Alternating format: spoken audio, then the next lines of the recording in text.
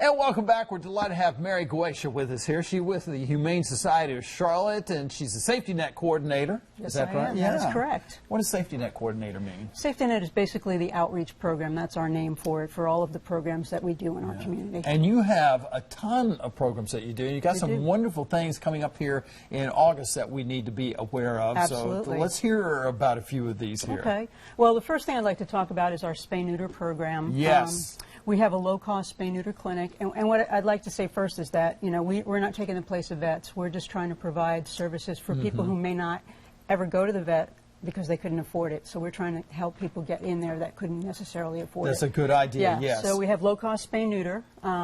We have a critter care every Wednesday, which is a low-cost clinic for vaccines. Give me an idea of some of the prices we're talking about here. A rabies, 3-year rabies vaccine is $25. Oh, yeah. Which is usually probably about $50 or so. We microchip for $10. So people can find their pets when they get lost. Yes, that's a good idea. I've seen a number of posters up recently around where I live and some other areas there, you know, lost dog out there. Most importantly, get the dogs back to their owners. Our critter care is every Wednesday at our Toomey Avenue location from 8 in the morning till 1 in the afternoon.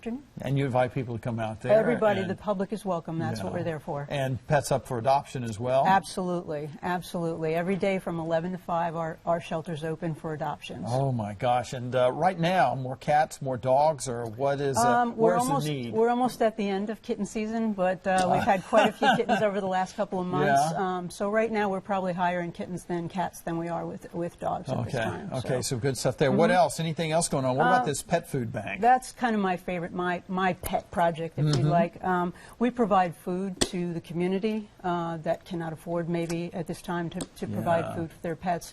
We also partnership with the Mecklenburg County Department of Social Services and their Meals on Wheels program. So we provide pet food for all of the clients that receive Meals on Wheels. So when they get their food, we deliver food for their pets also, which I think is really important because a lot of these pets are the only companions that maybe some of these people have. That's just what I was about to talk about. The pets are so important to so many families and so many people out there, and if you're not able to feed them, and some people will actually, you know, yes, they will give up their food. They will give up their food so the pets do, and so it's important that they get both and are doing well there. Wow. And let's see, what about the fence builds? What about that? That's a special program that we have in a restricted area that we got a grant for. So we try to help dogs that maybe have been called by animal control because they're getting out.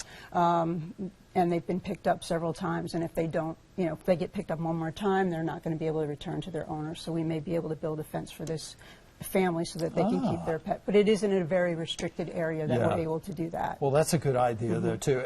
You mentioned, you know, the low-cost spay-neutering and also the rabies. Right. And the rabies, that's required. Required by Mecklenburg County. Yes. That's correct. And so you may not want to get your pet spayed or neutered, which is always a great idea, but legally you're bound. You're supposed to have your pets have rabies vaccination. That is one required, but we also want people to vaccinate for all distemper parvo, which is extremely prevalent right now during the summer, and it's deadly to dogs if they're not vaccinated.